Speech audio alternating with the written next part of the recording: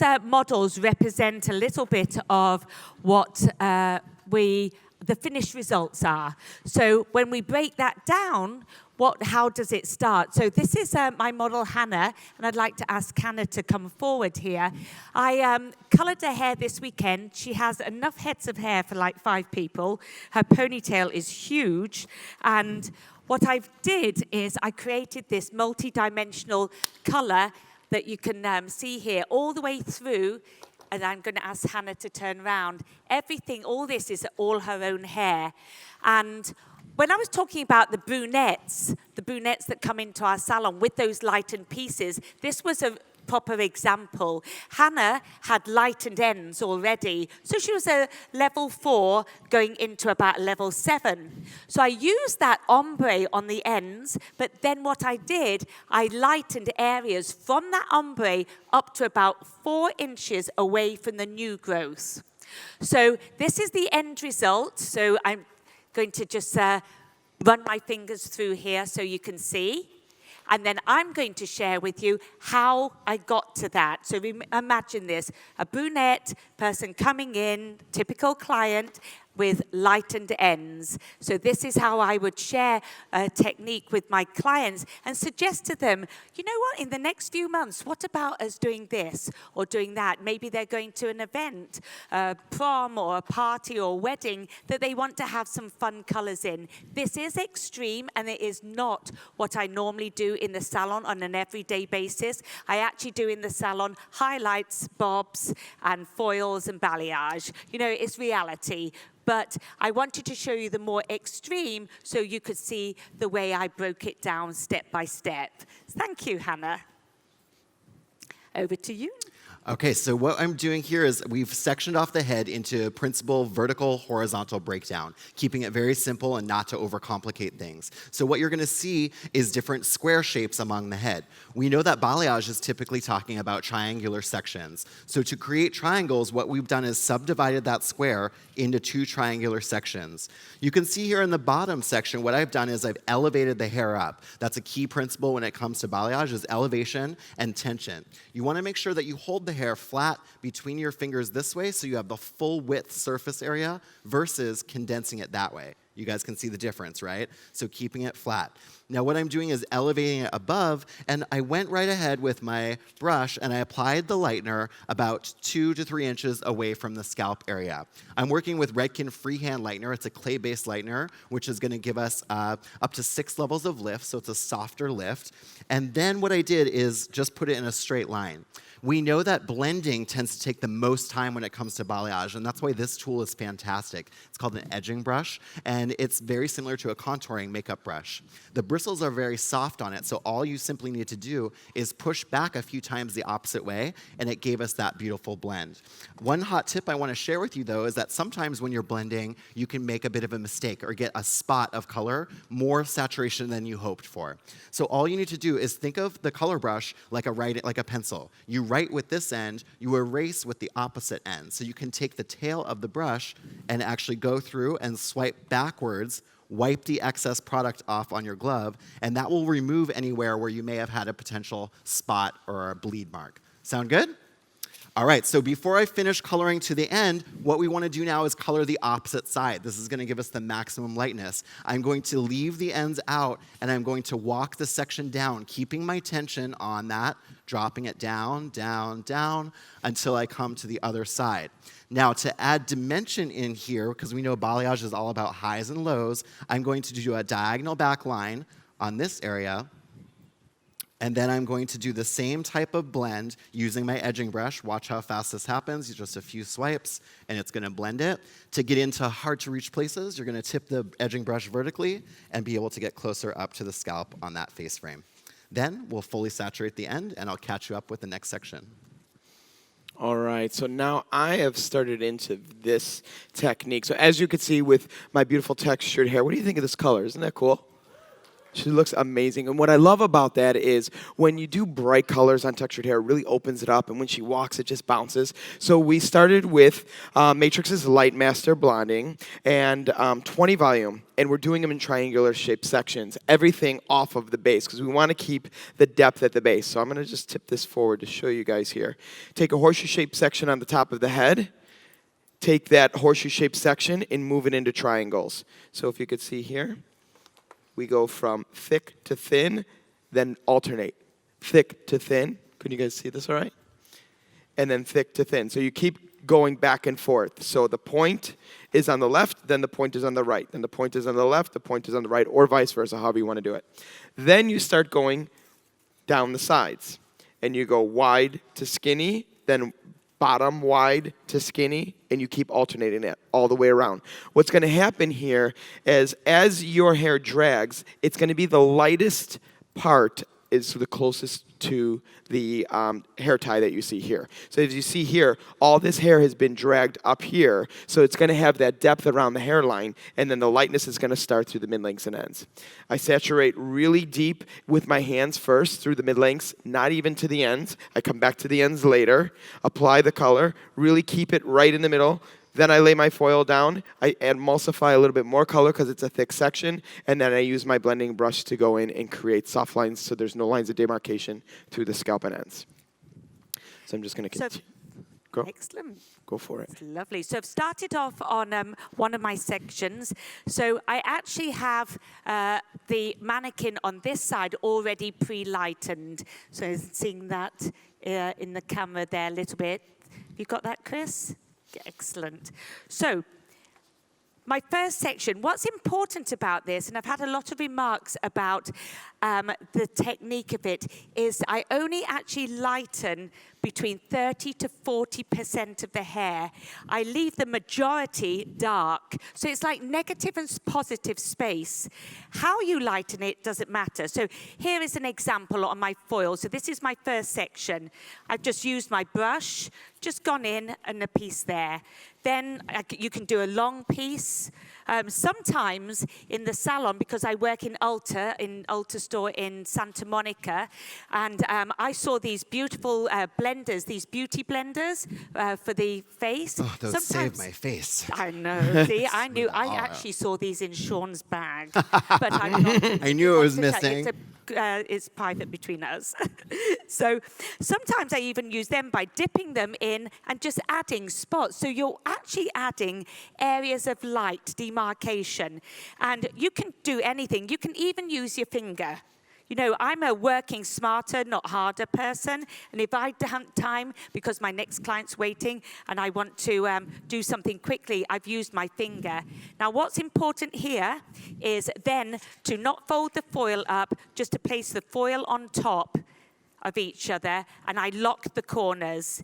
I'm using Weller Blondor Powder and 40 Volume Developer. For me, it can get the darkest hair very light in between foils extremely quickly, because I want to really get rid of as much gold as possible to really see those vibrant tones show through.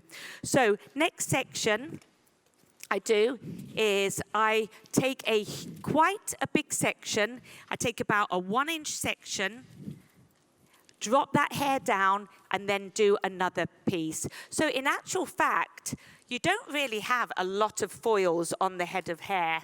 Less is more. That's my philosophy. I don't want to be here with 5 hours of coloring because I like to do as many clients as possible in a day because I like to see a variation of faces. And of course, the other thing as well, cha-ching, cha-ching. Just saying. So leaving a large section of hair out, and then I just repeat the process on the next section. Now, someone asked me, do you brick clay? Do you do this? Do you do that? The less you think about it systematically or analytically, and you just go with the flow, the better it is. One key point I will say, I always leave at least 4 inches from the root, otherwise it looks as if you've got patches. Especially if someone like Hannah, put your hands through your hair, my love, and move it around. You know, you don't really want anything near the regrowth. So here, I fancy doing a line like that. I might do a little beauty blender, but nothing near anything near each other. And it's that simple, to be honest. Thank you. Over to you, Sean. So you can see that I'm speeding through this technique, how fast and efficient it is. Through the front section, we did the exact same thing I did in the back. But what I want to point out is the top triangle on top of the square will only be colored on the surface, not the underneath side. This is important because I think what happens with foiling, when you're used to being a foiler, you foil, foil, foil, foil, foil. You put in 1,000 of them, and then she looks like you did a full head bleach. Yeah. You know what I mean? So with balayage, the catch is that the shadow is just as important as the light. In fact, the shadow is what is going to make the light appear even brighter. So always remember, it's all about keeping that depth, and like Sonya was saying, less is actually more. Now, when it comes to the ends, to get that full saturation, what you're going to do is paint it all the way down to the end, and then you're going to choose a spot where you want the blonde to get really intense. I usually like to go about the halfway point. Sonya's rule is 4. I'm always like a 6 and up kind of guy. So go 6 inches away from the scalp, and then begin to saturate that all the way through.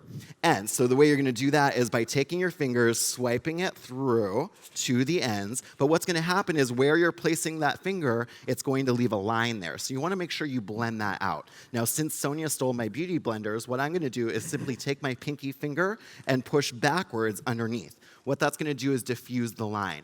You're going to find over time, in the beginning, you're going to want to do this and make sure you got it right. Over time, you're going to just trust it and feel the pressure and the slip of your finger underneath to be able to make sure that you got that transition, and then you don't have to do the stop and look. The last thing I want to point out is notice how I'm not using any cotton or anything to isolate my sections. So you can see body position is key. I've been standing a little awkward to make sure that you can see, but this section, I've over-directed it towards the front. This section is being over-directed towards the back, and you can see there is no hair color underneath there. So I can simply allow this section to drop and lay, and I'm not going to be worried, especially because I'm using the clay-based lightener, that any of this color is going to bleed onto one another.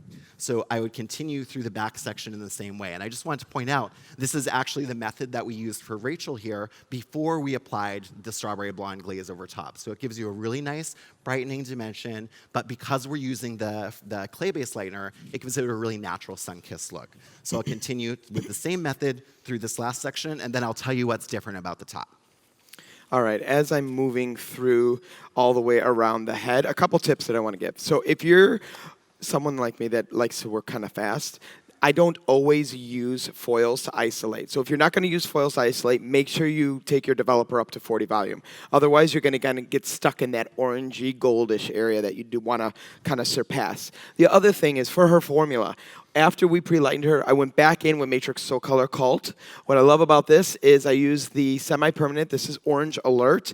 This is going to give you an amazing amount of shine that you see right here. It is very conditioning. It looks great. It will last up to 27 different washes. Here's the other thing to think about.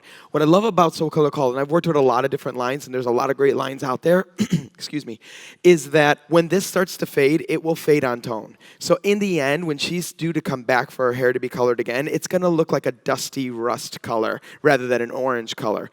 But if somebody didn't know better, they'd be like, oh, I like your hair color, it looks really cool. So what I try to think about is, what is the color going to look like right now when she leaves the salon, and is she going to love it? And then what is it going to look like in 6 weeks? Because don't forget, that person is your walking billboard out there. So it's really important to understand what the fading process is going to look like so you know what your work is looking like while it's walking around. Another thing that I love to do, and I didn't do it on her, but I do this a lot, is I'll use the straight pigment through the mid-lengths, and then I'll go in and I'll dilute it with clear to the mid-lengths and ends so that it, again, takes on another tonal value. And that's the beauty of curl, right? There's no two curls that are the same. So the way that it falls and the way that the light hits it is what makes it really beautiful. So don't worry about the color being so perfect, and play with different tonal values so that you can really see the highs and lows within the curl and the texture. Brilliant. And just a last little point. So once the lightning's lifted up, I lift it up to about a level 8. It can lift up to a level 7, and you can still get the direct dyes to look amazing. The products I've used are Color Fresh, Wella Color Fresh Create. And even with the blue, you'll see in Hannah's hair, the blue is very vibrant. Her lifting up, because she's got previous color, was quite orangey. So she had a lot of orange under there, but you can see the blue is very vibrant. It's not necessary to get the hair up white for the blues or the greens or the cool tones with Wella Color Fresh Create. So that's the process. That's what it would lift up to. And then all I do, I use 6 colors in bowls, a red, a green, a blue, a purple, an orange, and a pink, and just randomly just applied them. But the application of the direct dyes, the color, is not just on the pieces, it's just all over. And it is as simple as a pink, a blue, a green, a red, and an orange. The key point, there is 0 blending. So where you put the color stays. And then you do the next color and the next color, just randomly. The technique's called mosaic blending because it's staying where the color is. When you blend, then it has more, when the colors blend in, you have more of a melting effect, which is not what I was after. Okay. So that was a long one. Sorry, Sean. No, it was fine. So we finished through the bottom, and you can see how fast I was able to get through such a large section of hair. An important point to mention, I'm doing all this side for you to be able to see. If you're doing this in the salon, you'd want to jump from side to side. So bottom, back corner, bottom corner on the other side. Move around that way. And that way there it's going to process all at the same time. So now we've gotten to the top section, and we're going to be working through the front face frame area and add that contour piece around the front. So this is something that I know it's either a love it or hate it, right? Your client either is obsessed with that piece or they don't want it at all. Do you find that too? Love it or hate it. So if they love it and they want that brightness there, what we're going to do is we're going to take a triangular section. You're going to go about 1.5 inches to 2 inches back from the top of the head. Or the way you can find this is if you place a comb flat on the head, where that bevel goes to rock, that's where you're going to take that section. Or also, lastly, your client may have layers already cut in her hair around the face, which is going to determine how much hair you take there. So here's my section. Notice it's thicker here, thinner here. A lot of people think it should be the other way around, but in fact, you want that impact right at the top. So I'm going to take this and clip it out of the way, over to the other side, and we're going to begin here by elevating this section straight up. Now, here is a great hot tip for if your client doesn't want to have that brightness right at the front of her face. Think about skin tone and consultation. Blonde right there, if she's really dark and olive skin, might not be the best scenario, and it might be better to have a little bit of shadow around the front. So the way that you could do that if she wanted to have a bit more of a shadow is when you take this section, all you're going to do is just gently weave off the very front of it. So a very fine weave, drop that out, and then we would start to paint right after that. This tiny little bit of hair will change the game when the blonde falls on top of it and she's got level 2 eyebrows. I know eyebrow contrast is in, but you know what I'm saying? Sometimes it's about skin tone as well.